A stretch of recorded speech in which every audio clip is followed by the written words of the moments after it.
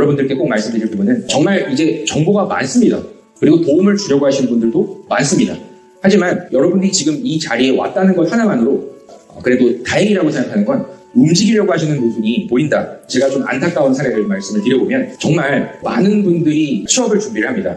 근데 적극적으로 정보를 얻으려고 이렇게 노력을 하시는 분들은 정말 잘하시는 분들입니다. 집에서 나오지 않고 있는 청년분들이 많습니다. 여러분들이 취업을 준비를 하는 입장에서 많은 기업들에 취업을 하려는 이런 목표를 가진 분들도 처음에는 이렇게 많거든요. 95%는 합격할 수 없습니다. 솔직히 불합격자가 더 많단 말이에요. 그러면 만약에 내가 여기 보이는 가고 싶은 기업에 취업을 하지 못했다고 하면 실패한 인생이 아니거든요. 근데 여기에 합격하지 못했다고 실패한 인생이라고 생각하시는 분들이 많아요. 절대 그렇게 생각하시면 안 됩니다. 아직 시간은 많이 있습니다. 그리고 실제로도 그렇게 노력을 해 나가면서 10년 이상의 경력을 쌓아가면서 공기업, 공공기관으로 이직을 하는 분들도 많다. 여러분들이 만약에 도전을 할 거라고 하면 필기시험을 준비를 하고 그리고 지원을 하시고 합격을 하려고 노력은 해보십시오. 근데 만약에 내가 서류 단계에서 떨어진다, 이런 경우는 문제가 있을 수 있겠지만 필기시험에 불합격하시는 분들이 제일 많으실 겁니다.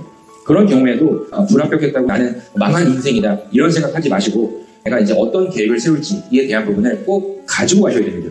플랜 B라는 게 있어야 되지 무조건 공기업만 바라보고 전속력으로 달려가기에는 너무 리스크가 큽니다. 제가 이 얘기를 왜 하냐면 저한테는 찾아오시는 분들이 많이 있어요. 연탈자분들이 많고요. 그리고 공무원 준비하시는 분들도 계십니다. 오랜 시간 동안 수험 생활을 하다 보니 공백 기간이 너무 길어서 더 이상 사회에 적응하기가 어려워진 그런 분들도 많이 있습니다. 심하신 분들은 심리치료까지 받는 분들도 많고요. 말하는 방법을 잊어서 면접 때 아예 한마디도 못하시는 그런 분들도 많습니다. 정말 중요한 거는 이 기업에 입사를 하기 위해서 내 노력을 하는 것도 중요하지만 만약에 내가 이 기업에 노력을 했음에도 불구하고 면접 단계까지 못 갔다 하더라도 플랜 B라는 게 있어야 정말 유의미한 여러분들의 인생을 살 수 있다. 그게 무엇이냐? 그건 여러분들의 답에 달려있습니다. 하다못해 편의점 아르바이트를 1년, 2년, 3년 한다 하더라도 여러분 인생에 가치 있는 경험이라고 하면 괜찮습니다. 그 과정 속에서 뭔가 더 나은 삶을 살기 위해서 또 목표가 있다면 도전하면 되니까요. 만약에 내가 무조건 하나만 보고 가다 보면 다칠 가능성이 큽니다. 반드시 차선책을 가지고 노력하셔야 됩니다. 대안, 플랜 B라는 게 꼭 있어야 됩니다. 아직 여러분들이 젊다고 하면은 역량을 쌓을 수 있는 경험을 계속 쌓아가십시오.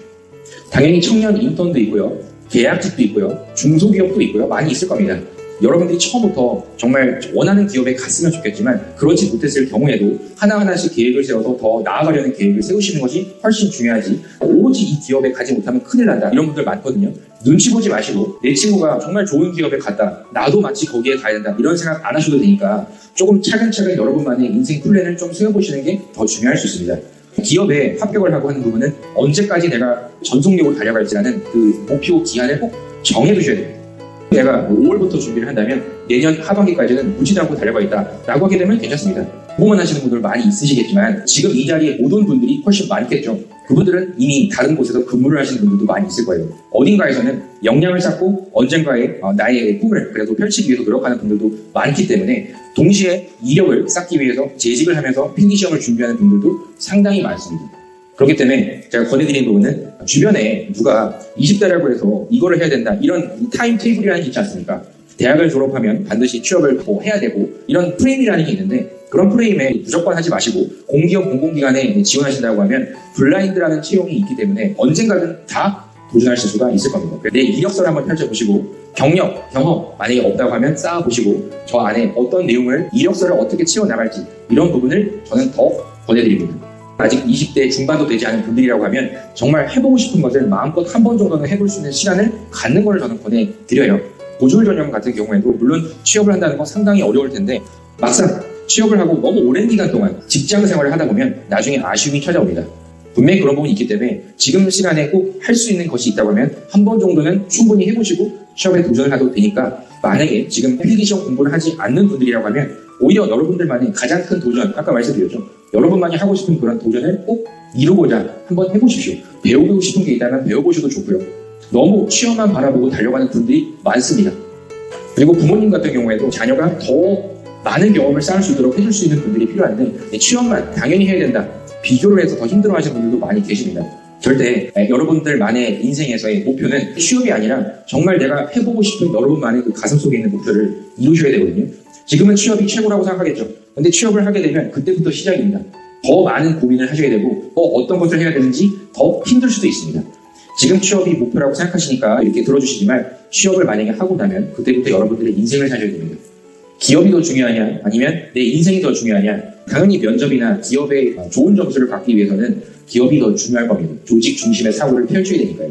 근데 여러분들 편에서 말씀드리면 조직보다는 개개인의 인생에서의 목표 달성이 더 중요합니다.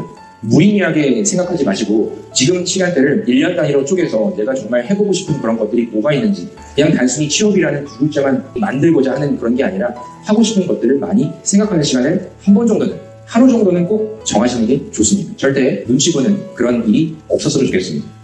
여러분들이 이제 특강한 이후에도 여기 많은 정보들을 얻으실 수 있을 겁니다. 그런 정보를 얻으시고 그리고 아까 제가 말씀드렸듯이 꼭 여러분만의 계획을 세우셔서 취업하기 위해서 전속력으로 달려가는 것도 응원드립니다.